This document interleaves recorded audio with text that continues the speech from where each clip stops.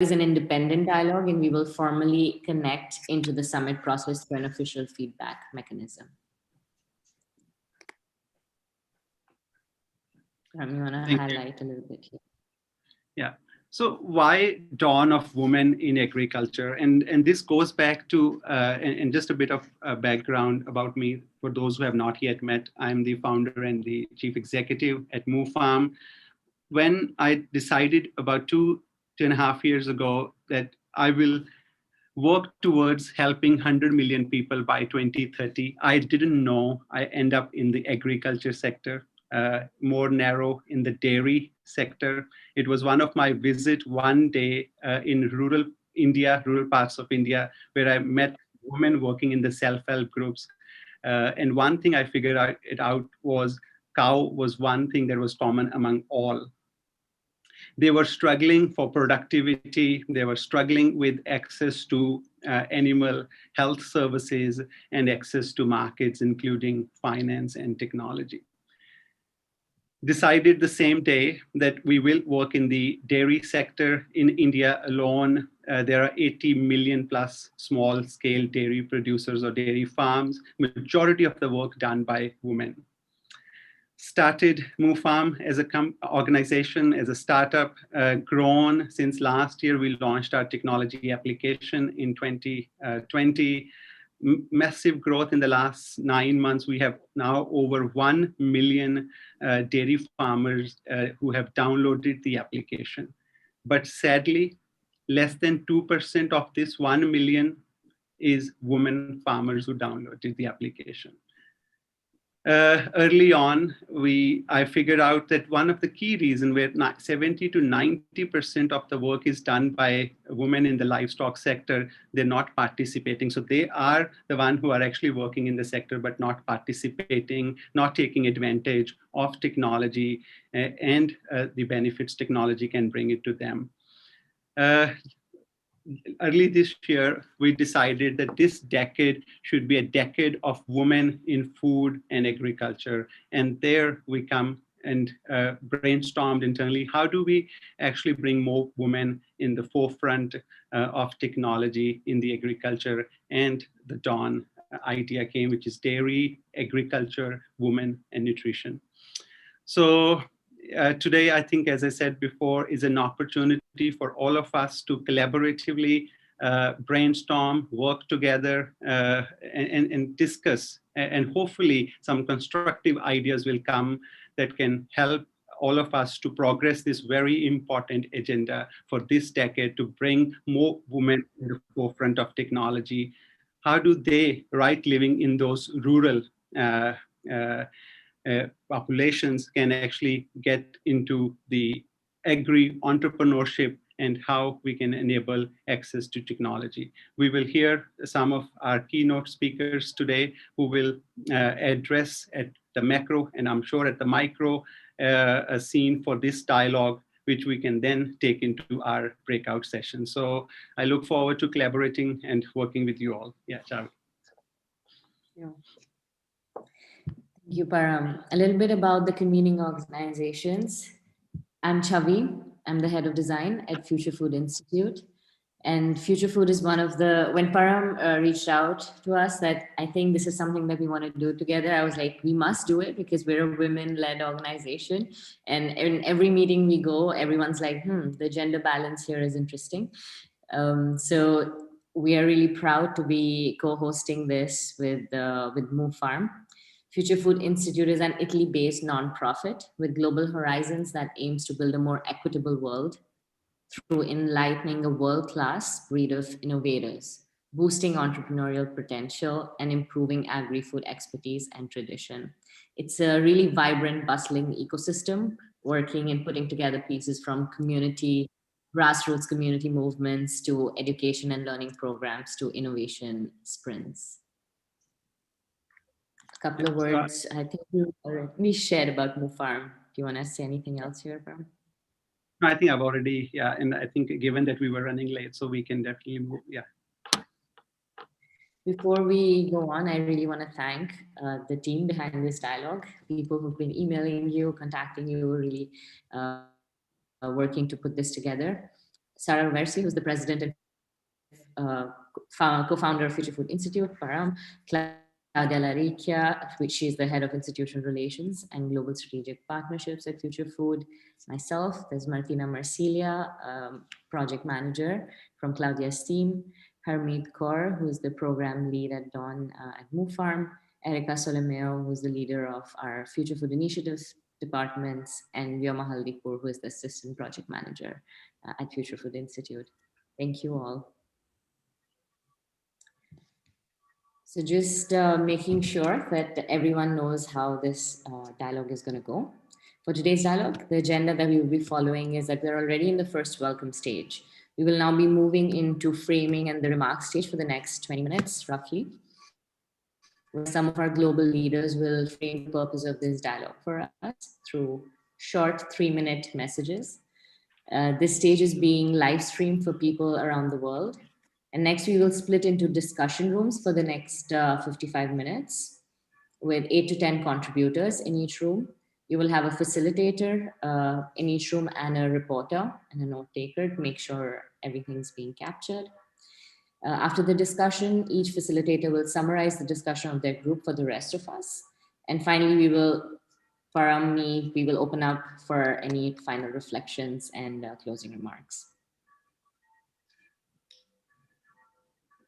Quick housekeeping rules as well. I would like to take you through some basic ideas here. So the main room is a plenary session. It's being live streamed. Please use the chat to engage in the discussion in the main room. All participants are muted during the live stream. Once you are back in the breakout groups, you can proceed to unmute yourself. And a summary of dialogue will be made available to you after the dialogue. You can also use the reactions menu throughout the dialogue to just express how you're feeling about what's being said. Now it's time to invite our keynote speeches. Sarah Versi, please take the stage and give us your thoughts on the topic. Thank you so much. Thank you so much, Chavi. Thank you so much, Param. And thank you so much to the entire team behind the scenes that have been working so hard to put together this dialogue. I think it's an exciting time in history. Exciting because when there are big challenges, big threats, there are also tons of opportunities. And this world crisis has been able to highlight what was invisible until yesterday, making the invisible visible. And what we have been seeing all around the world is that basically food is probably one of the most essential things. Food is energy, food is life, women are life. But food is connection, convivium is socialization, is our connection with the society, rituals, identities, everything is connecting with food. And overall, food and what's behind food is really the link with the earth and the ecosystem. And so in this exciting time, we have the chance for the first time to reflect on all of those topics and really think that really food is the nexus of the society. So I'm pretty inspired to see how many things have been changing so fast in these months. We're now following the G20 summits, talking about the role of food within all the aspects of the society. And finally, we see how much women in the conversation are starting to take an important place just because they are finding out that they are the connector. They are connecting the dots. They are the glue of the society. And so today that we're going to talk about the role of women in agriculture, the role of women, and how through all the tools we have now available, we can really accelerate the transition that is needed. I think it's really important to connect the dots and start to see all the opportunities that we are going to have in front of us in the next months ahead. The World Food Systems Summit is something pretty unique because in the last few months, we have been really raising the awareness globally. All the people that are part of this global ecosystem working and speeding up the food system transition are joining forces. And finally, we are talking the same language. Finally, we are understanding which are the priorities. And I have to thank Param because inspiring us to take this conversation and deep dive into the topic we are going to approach today. I think we are going to give some tools and source of inspiration for many people working in the food system that maybe until yesterday were not too much focused on what's the value of having women connected more and more. Because I strongly believe that as much as industries are seeing that investing in sustainability is not a cost, is not something that you should report at the end of the year in your corporate social responsibility report, but it's something that you must do because it's a business strategy. If you want to see your company alive in the next 50 years, in the next 100 years, they are also understanding that empowering women is also a strategy, because not involving women is like having an airplane going on just with one engine. So we live in a world where we need both engines going fast and strong and being impactful together. So thank you so much for joining this gathering, and I look forward to see the insights and learn through this journey. Thank you, thank you, thank you. And thank you, Xavi, for starting this conversation. Thank you, Sarah. That was beautiful and powerful, actually. I feel really energized by that. Thank you. We next have Gerda Verberg. She is the UN Assistant Secretary General and Coordinator of the UN Scaling Up Nutrition Movement. Thank you for joining us, Gerda. Thank you very much, and good afternoon, good morning, everyone. Maybe for some already good evening. You forgot to mention something, Xavi, because I'm also a farmer's daughter and I can milk cows by hand. And this is important. Why? Because empowerment of women in agriculture starts at home. By empowerment, encouraging girls, you can do it, not because it's child labor, but to encourage boys and girls that they can be equal.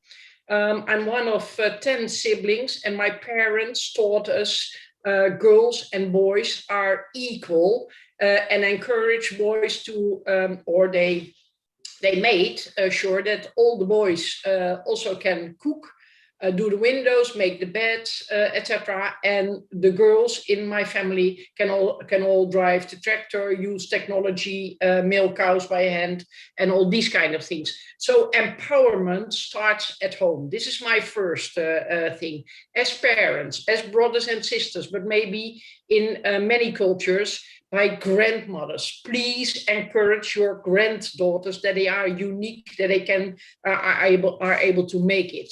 My second point is about what is important in life these days. Working in nutrition, I used to say good nutrition during the first 1,000 days is the best foundation for life, for every child. But the second thing is give each child the access to a mobile phone, and don't make a distinction between boys and girls, which is happening in some families, that boys have a mobile and girls have not. So provide your children as young as possible with a smartphone, and of course be there as parents or guiders to make sure that they don't make misuse, but children have something special in their DNA to make use of it. And if they can use the smartphone, they have more easy access to technology. And this is my third point. Make technology available at all scales. Sometimes we think about technology at a very high and large scale, but make it available in the very rural area, and involve women in developing the manual, how to use it, because sometimes there is a difference between brains of men and brains of women somewhere, that manuals cannot be read very well by women. So have a woman in your in the team that is developing the manual or reading the manual. The fourth strong point is, and there I can see there is, in Asia is already a little bit ahead of other regions in the world, create digital platforms where women and girls come together, where they exchange experiences, where they train each other and learn and do education, but where they also celebrate progress. And women can celebrate a little bit more and should allow themselves to have also fun and celebrate life. And then I come to the more structural society things. My fifth and almost final point is make sure that girls and women have equal access in society to services or to opportunities like school, like legal services, like financial services, like land, like all these kind of things. Make sure that women and men are equally entitled. The sixth is that I want to see more women in the board, women in leading positions, in the boards, as a mayor, in politics. And I want to go to a moment where little boys ask their mother, this is happening, has happened in Iceland, for instance, where there is already a female president, female president for, I think, for 8 years. And there was a little boy who asked his mother, he's 6 years old, and he said, Mom, would it be possible for a man to become the president of this country? I like these kind of questions where it is totally normal that it can be a man or a woman, and that it's not the places where there is a lot of power, that it's always men. Finally, and then also closing, because I like what Sarah said, let the food systems, the food system summit, the first summit where the future of people and planet are coming together, let it also the breakthrough be the breakthrough of women taking a fair share of leadership and a fair share of everything that can be shared in the world, which is not happening right now, but this is part of my dream. Back to you. Thank you, Greta. I really, very encouraging. Thank you so much. And I liked, of course, milking of cows. It's a skill we all need to have. And thank you for sharing. My next keynote speaker, Sunil Dutt, who is the president of Devices Reliance Geo, but can connect what you rightly said. We need to do things at scale, and we need to provide smartphones right at the young age, so people can actually train early in life. And I'm sure Sunil has a lot to say. As a president for Geo Devices, they nearly have 400 million internet subscribers in India. He has led the organization, and we look forward how they have done it and what are the experiences has been. So over to you, Sunil. Thank you. Yeah, hi, Param, thank you. Thank you for the introduction. And first and foremost, my compliments to Param, Ashna, and all people associated with Move Farms to have really done a fantastic job in this country. And very grateful to have been invited for this session. I think this is it's a topic very close to my heart, and I was telling Param once that I can speak on this for maybe a couple of hours, if I was given a chance. But I'll try and keep that. Short. And I feel my first and foremost statement that I would like to make is and this is something which I've lived by, which is that so far as when I think about women, I think that we are because she is. I think that's something which is something which I live by. When I look at women, and when I look at women in India, not just in the rural part of India, but even overall across the country, I find that women are empowered on different scales in different parts of this country. For example, some parts of this country like Punjab and some of the other north states, northeastern states, some states in south and east and west, women have higher amount of empowerment and ability to take decisions on their own, as compared with some of the other parts of the country where they still have to, I think, gain a rightful place. And uh, while Param and we met, I think a couple of years ago, Param, if I remember correctly, and when we were discussing about rural women and empowerment of women, one of the thoughts which was coming out very clearly, and that's the reason why we met, was that one of the ways in which we can bring this about to let them gain their rightful place is by providing the right amount of connectivity to the world. Uh, India is still, and we have about 550 million people who are connected on the mobile broadband internet, but there are still a lot who do not have access to mobile internet, especially so in the rural part of the country. A lot of people, men, women, all do not have that access even now, even though we are now covering about 95% of India's population with our connectivity. And we brought in the latest technology for them to be able to connect to the world. But they need devices, and we've been trying to help. We've already been able to help about 110 million people in the rural part of the country by giving them affordable devices by which they can connect to the rest of the world. But it's still just a beginning, we feel. There is a lot more that we need to do. So we are able to get that connectivity in the hands of women. I think it gives them ability to gain a lot of knowledge by themselves. It gives them ability to contribute to the house, as well as therefore to the society, and helps her gain a different level of respect in the rural part of the country. We have seen examples of that. We've seen examples of women when they've discovered uh, different uh, things that they can do. Some of them have discovered the art of stitching. Some of them have discovered the art of making some other earthenware. Some of them have discovered their ability in agriculture, and some in the dairy farming, as Param can uh, vouch for that.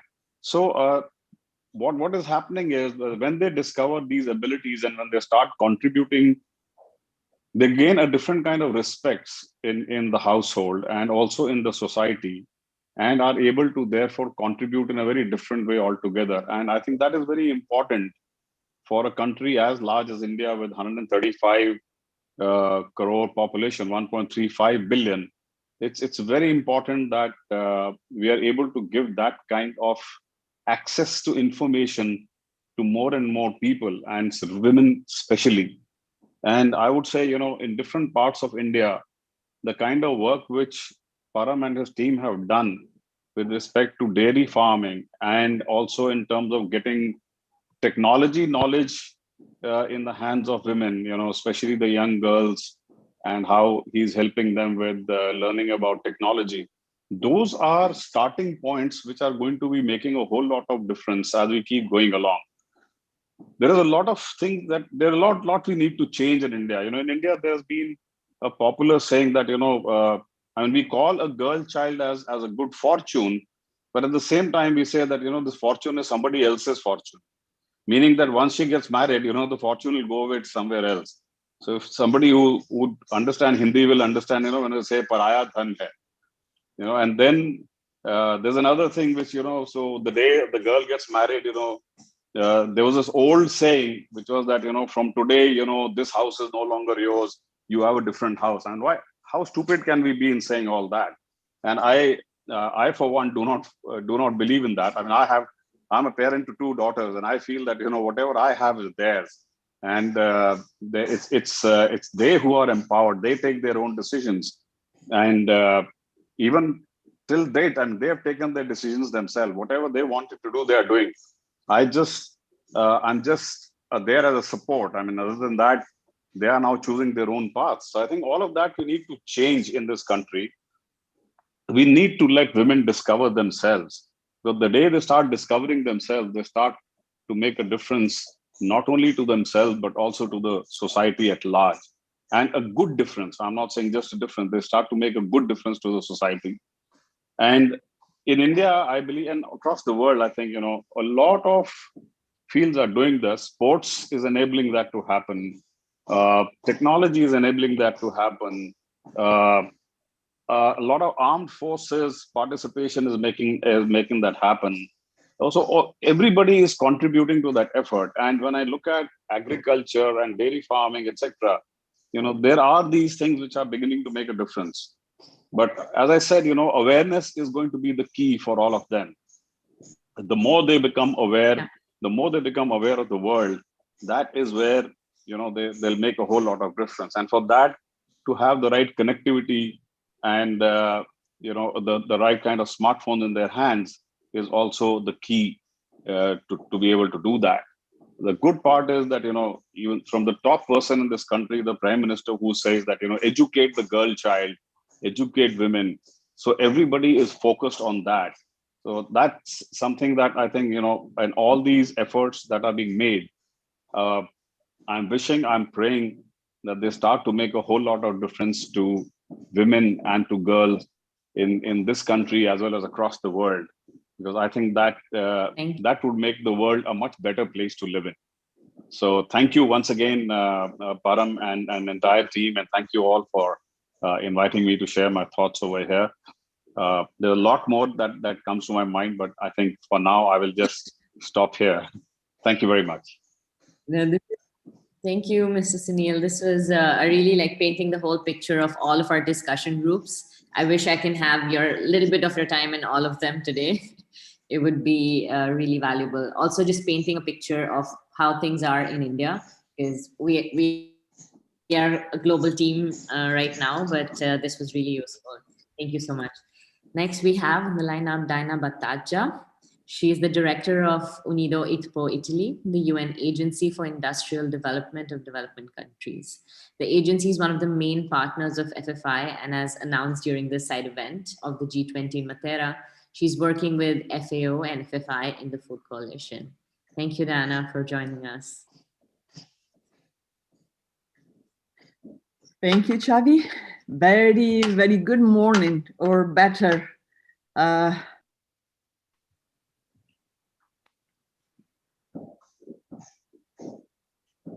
I think, Dana, we can't hear you. Oh, okay. Can you hear me? Yes. Oh, thank you. Thank you.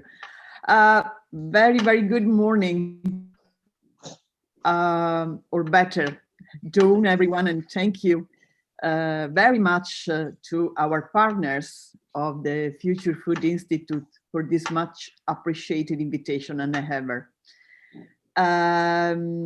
As told you, I'm Diana Battaglia, head of Unido ITPO Italy.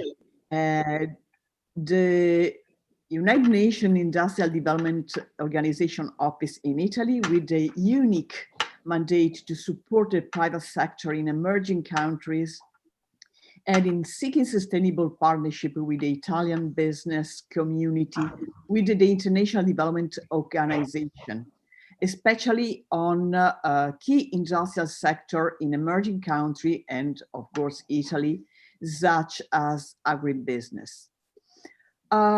For many years now, we have positioned our office as advisor and mentor for many agri-food tech ecosystems, with the aim of opening windows towards developing countries, creating the basis for win-win synergies to reduce poverty and face the other challenges of our planet, starting from the climate one.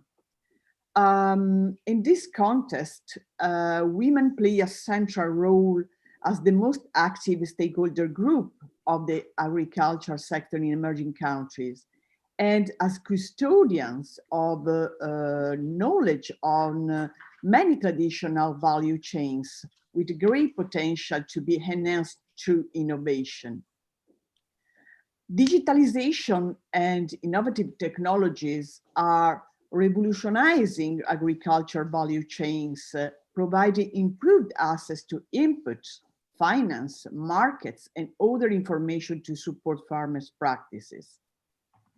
No doubt, process has the great potential to also facilitate women's economic empowerment, considering also that the already high share of women engaged in agriculture in developing countries will continue to increase in coming years. Moreover, from our experience, more and more women have demonstrated to be agents of change, also on agro-innovation issues, as evidenced by the hundreds of female candidates who took part in the last edition of our international award, Innovative Ideas and Technologies in Agribusiness for Developing Countries, organized by our office in collaboration with the Future Food Institute. Some of these women, part of our network, in particular from Mozambique, Iceland, Israel, and Italy, will be the protagonists of today's dialogue that will follow this panel, representing the different souls of innovation in agribusiness, from the enhancement of frugal innovation to applied research, from the improvement of a traditional process to the seeking of a solution to everyday challenges. Then let's go, women. And I thank you for your attention, and I wish you a fruitful discussion ahead. And back to you, Xavi. Thank you, Diana. Thank you for your kind message.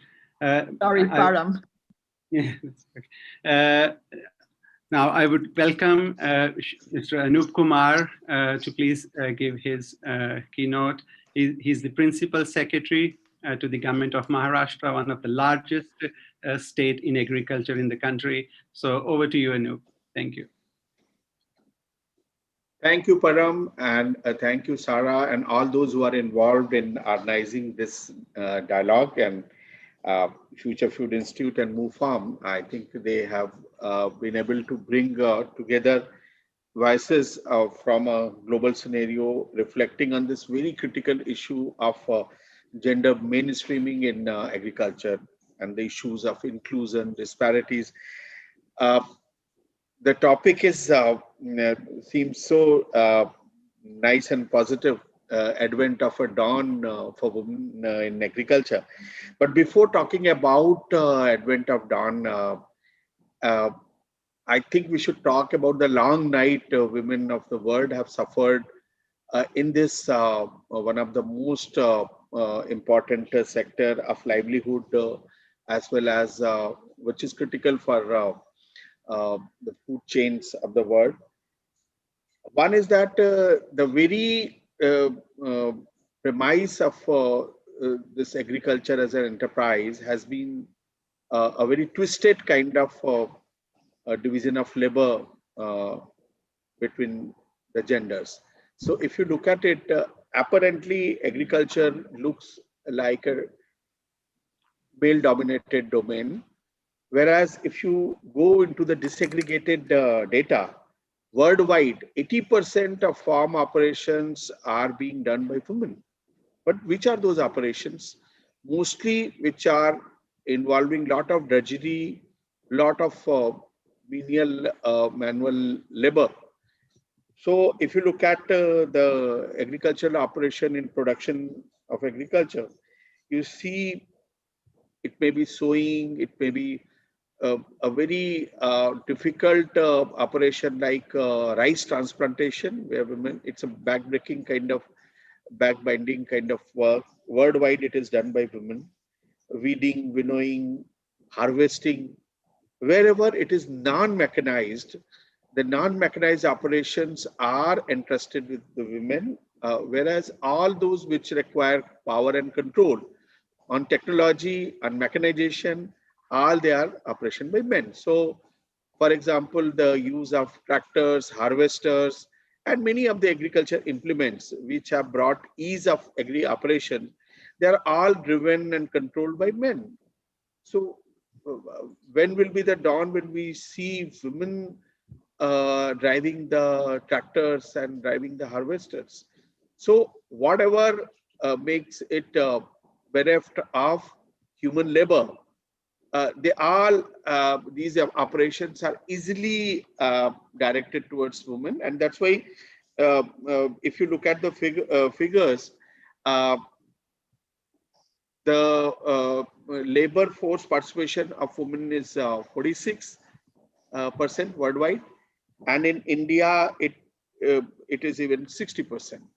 Uh, but look at the excess of resource, disaggregated data about excess of resources. For example, services, the agriculture credit, not even 2%, 5% agriculture credit is extended to women.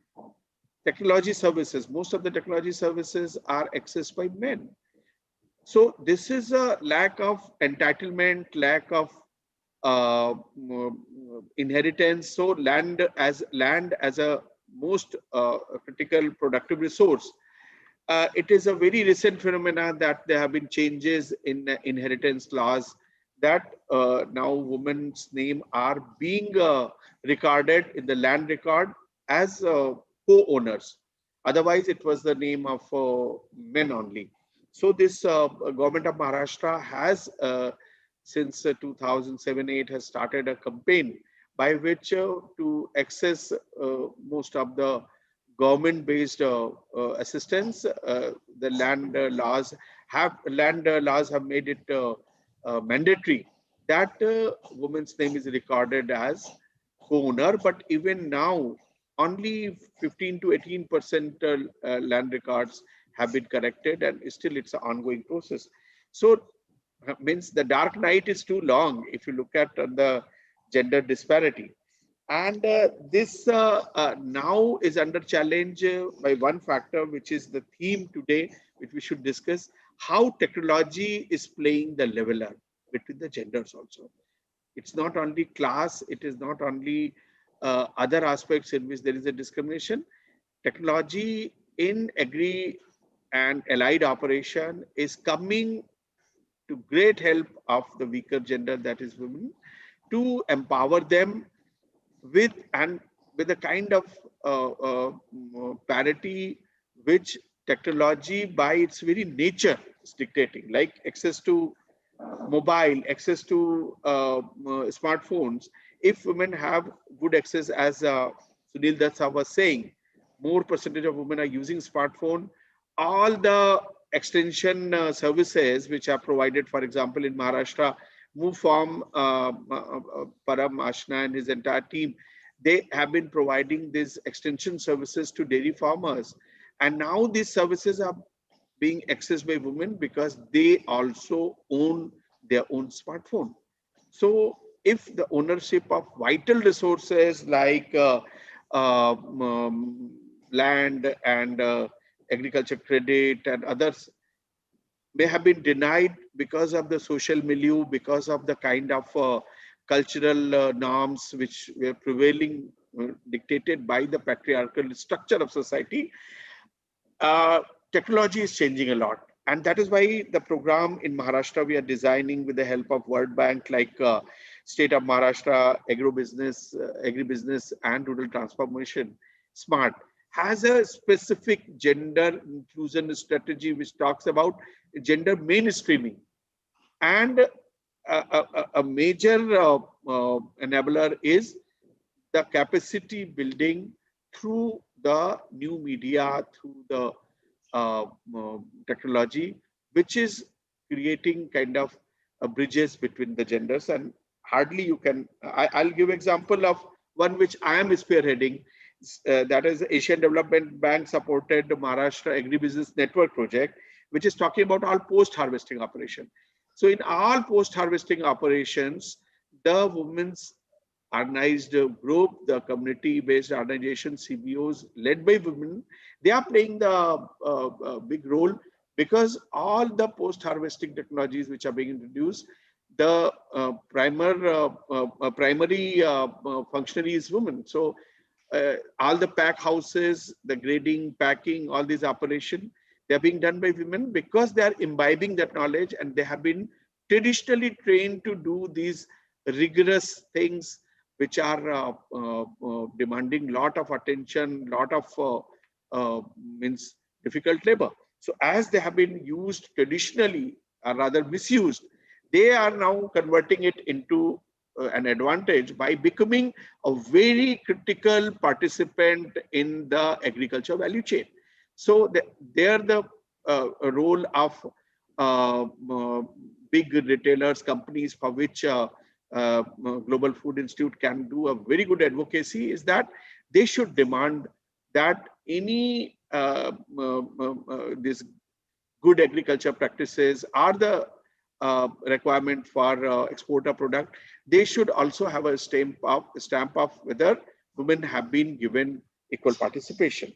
So I look at this, that the capacity building has to be done, the complexes which have been thrust by male dominated society, that they can't be at par with men as far as access to technology is concerned, that is now being found to be absolutely wrong, because there are so many female entrepreneurs. So agri entrepreneurship is a word where the real merit is going to count. So we are looking at enterprises, we are looking at field-based enterprises which are totally women-led. I'll give an example. I'll conclude on that. For procurement on minimum support prices, earlier this whole thing was by men's group, and last year we included some women's group, all women farmer producer companies, the responsibility of procurement. There was so much of resentment against that, but we did that in the name of gender mainstreaming. And now I look at the performance, lot of malpractices which were happening by including the recycled material and all that, because of the basic integrity has been exhibited by this women's group. There has been a qualitative improvement in the procurement operation. So my clear finding has been from the field experience is that more and more you include women in all the operations of agriculture, including post-production. Just talking of production is bringing them back to the female-dominated operation, which are exploitative in nature. They have to be included in post-harvesting marketing operation, in retail, in linking them to market, in value chain operations, linking them to access to export of the produce. All these things which require higher intelligence, more focus, more professional knowledge. Technology has enabled that. It is enabling that. Technology is the great hope of bridging the gap between male and female entrepreneurs. So I anticipate a revolution in agri-entrepreneurship, not only in agriculture production, but also in all allied operation. It may be dairy production, it may be goatery. Goatery in Maharashtra is 100% women group dominated activity. And just to give one example, Pashu Sakhi is the woman counselor who is providing all kind of technological support in terms of delivery, in terms of deworming and vaccination. That Pashu Sakhi has revolutionized this scenario because she is providing these services. So women serving women's cars, that is playing a great role in goatery. So there are many such examples where we see a lot of ray of hope. That is why the dawn is there, but it needs to be pushed.